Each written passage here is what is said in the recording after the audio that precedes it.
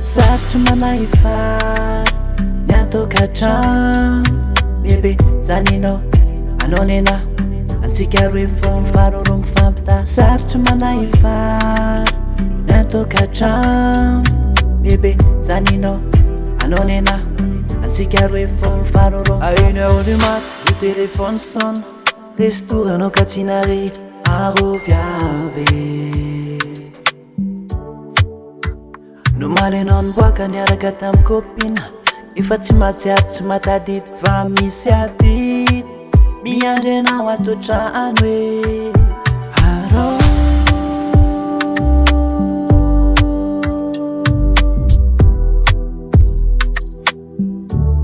zaho mandingy anao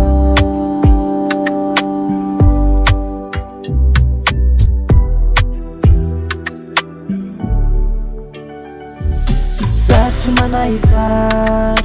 ny atôkatrano bebe zaho ninao anao nena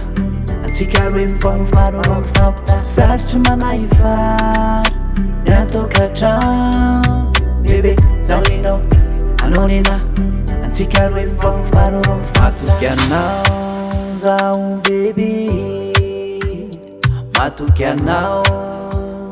fahaiova satria anao laisa afidy anao lay tokana agnatiny fosy fagnaharo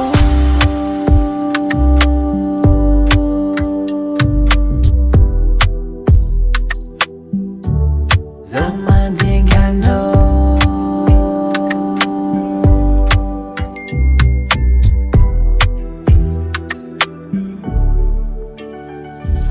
sarotry manahifary ny atôkatrano bebe zaho ninao anao nena antsika roe fô mifaroro mifampita sarotry manahifary ny atôkatrano bebe zaho ninao anao nena antsika roe fô mifaroro mifampita sarotry manahifary ny atôkatrano bebe zaho ninao anao nena antsika roe fô mifaroro mifampita sarotry manahifary ny atôkatrano bebe zaho ninao anao nena antsika roe fô mifaroro mifampita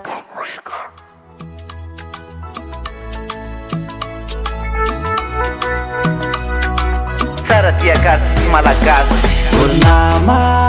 magnino mifandavy anefa tsy siavy samy olo ambony